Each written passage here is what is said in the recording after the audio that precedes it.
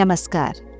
अब तक आपने सुना, बार बार मुड़कर हवेली से दूर जाते हुए रास्तों को देखती हुई नन्ही मौसी शांता देवी बादामबास गांव के लिए रवाना हो गई। अब आगे। इधर अकबरपुर हवेली में छोटे पुत्र धर्मनारायण के लालन पालन में माँ रामबेटी जी ने अपनी पूरी ममता न्योछावर कर दी थी। पल पल का हिसाब रखते हुए बालक के देखभाल का खास ख्याल रखा जा रहा था। बालक की प्रवृत्ति कुछ नटखट सी थी। माता पिता के प्यार दुलार में पुत्र धर्मनारायण का बचपन पूर्ण लाड़ प्यार से पल्लवित हो रहा था। भाई अनय को तो जैसे एक खिलौना ही मिल गया था। अक्सर तोतली भाषा में खूब बतियाते रहते। छोटा भाई रो न जाए इसलिए न जाने कितनी मनुहार करते हुए अपनी ओर से कोशिशों से मन बहलाए रखते। नन्हा शिशु धर्मनारायण भी अब बड़े भाई अनय को पहचानने सा लगा था।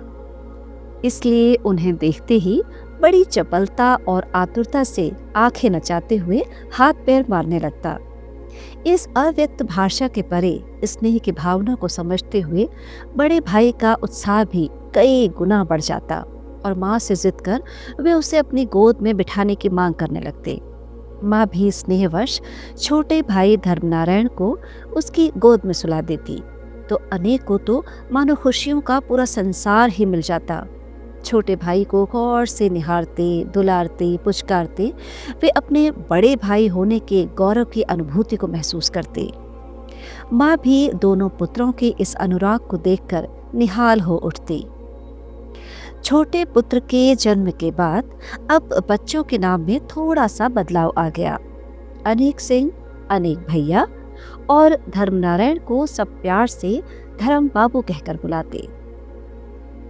5वीं तक शिक्षा पूरी हो जाने के बाद पिता ताऊ ने अनेक जी की आगे की पढ़ाई के लिए शिकोहाबाद के विद्यालय में भेजने का निश्चय पक्का कर लिया। स्वभाव से ही विनम्र, शांत और आज्ञाकारी पुत्र ने पिता के इस सुझाव का अनुसरण करना अपना कर्तव्य समझा। माता पिता और बहुत ही प्यारे छोटे भाई को छोड़कर शिकोहाबाद जाने का विचार मन को दुखी करने वाला था, लेकिन पिता की आज्ञा पालन में वे अपना सम्मान समझते थे। आगे की शिक्षा शिकोहाबाद हॉस्टल में रहकर पूरी होगी, ये सोचकर माँ का तो कलेजा ही कट रहा था। पर सफल भविष्य के लिए ये निर्णय लेना आवश्यकीय कर्तव्य था। फिर महाप्रभु श्री नीम करोरी बाबा जी के त्रिकालदर्शी अस्तित्व के सामने मानव लीला के इन सुदूरगामी परिणामों को कौन जान सकता है। वे तो बस मानवीय लीला का संवहन करते हुए आदर्श पति और पिता का कर्तव्य निर्वहन करते हुए अपनी सफल भूमिका निभा रहे थे। इस उदाहरण के साथ कि पारिवारिक उत्तरदायित्वों के पालन करने में कितना सजग रहने की आवश्यकता है। माँ ने बेटे को शिकोहाबाद विद्यालय भेजने की तैयारियां आरंभ कर दी। अच्छे नए कपड़े, किताबें, बस्ता, जूतों से लेकर अन्य सारी ज़रूरत की चीज़ों को बांध कर रख दिया।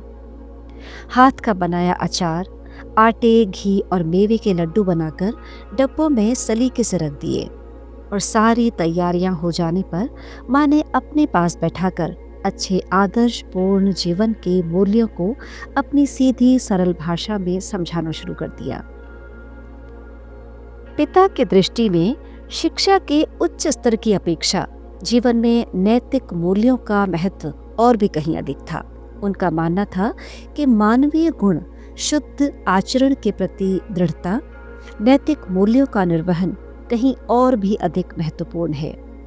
जिस शिक्षा में नैतिकता, प्रेम, दया, करुणा, सहिष्णुता, आत्मसम्मान और परोपकार का प्रभाव दिखे, वही शिक्षा मानवता के प्रति सही सकारात्मक शिक्षा है। किसी भी परिस्थिति में वे इन मूल्यों के साथ समझौता न करने की शिक्षा देते। पिता के जीवन को उदाहरण रूप में बेटे अनेक जी ने अनेकों बार दान, पुण्य, भोजन, वस्त्रादि से लोगों की भरपूर सहायता करते हमेशा ही देखा था। पिता का प्रेम पूर्ण व्यवहार उनके बाल मन मस्तिष्क पर गहरा प्रभाव अंकित कर चुका था। उनकी भी ऐसी ही आकांक्षा थी कि वे भी पिता की तरह सबके सुख दुख में भागीदार बनकर सहायता करें। कैसा आदर्श जीवन था पिता का, इस बात की अनुभूति पुत्र अनेक के जीवन को सत्कर्मों के आदर्श के प्रति दृढ़ संकल्पित करती। लगभग 12-13 वर्षीय बालक अनेक सिंह को पता था कि उनके पिता बहुत बड़े जमींदार हैं, जिनका लोग बहुत आदर सम्मान करते हैं। उनके पास जितना बड़ा मकान और आरामदायक जीवन है, उतना आसपास के 20 गांवों में किसी के पास नहीं। फिर भी पिता अत्यंत साधारण रूप में सभी से प्यार और आदर पूर्वक बातें करते हैं। सारे गांव के लोग उन्हें आदर्श व्यवहार के कारण उनसे बहुत प्रेम करते हैं। उनके प्रेम पूर्ण व्यवहार और सदैव सहायतार्थ लोगों के जीवन के प्रति समर्पित भाव के कारण कुछ लोग उन्हें ईश्वर जैसा कहते। ऐसा सोचते हुए बालक अनेक को सदा अपने पिता पर गर्व महसूस होता। ताऊ पिताजी तो घर के सेवक सेविकाओं से भी इतने प्रेम और सम्मान से बात करते कि पुत्र अनेक को भी कभी हिम्मत नहीं होती कि वे माता पिता की आज्ञा के बिना उनसे अपने लिए कोई भी बात मनवा लें या फिर गुस्से में भी कोई गलत बात कह दें। ऐसे आदर्श पिता की बात भला वे कैसे टाल सकते थे। उन्हें पता था कि ताऊ ने उनके लिए बहुत अच्छा ही सोचा होगा।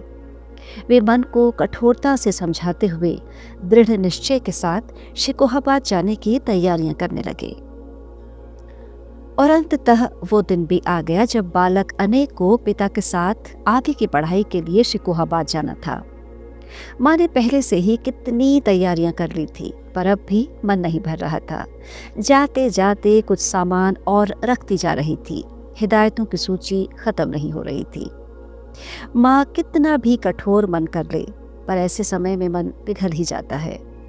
छोटा पुत्र गोद में हाथ पैर मारता हुआ किलकारियां भर रहा था। सेवक सेविकाएं तत्परता से अपने कार्यों में जुटे थे। कोई सामान को बग्घी में लगा रहा था, तो कोई पूजा थाल लिए तिलक की तैयारियां कर रहा था। 12 वर्षीय अनेक कीमती आकर्षक परिधान में पिता सहित यात्रा हेतु विदा लेने के लिए तैयार थे।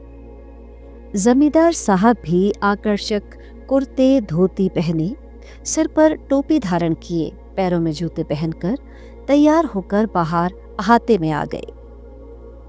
मित्र देवीराम जी के घर से उनकी पत्नी, बहुएं और भाई भी बालक अनेक को यात्रा की शुभकामनाएं और आशीर्वाद देने चले आए। आस पास पड़ोस के लोग भी प्रेम भाव लिए हवेली के द्वार पर प्रतीक्षारत थे। माँ टीका लगाकर पुत्र अनेक को आशीष देकर प्रेम पूर्वक हाथ पकड़ बग्घी तक ले आई। पिता 2 सेवकों के साथ प्रतीक्षारत थे। माँ राम बेटी जी सेवकों से कहलवाकर शगुन और रीति रिवाज की पारंपरिक तैयारियां पूरी कर चुकी थी।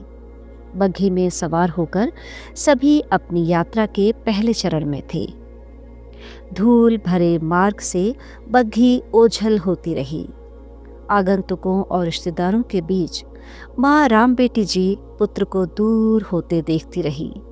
ममता के आंसू नैनों को सजल कर गए।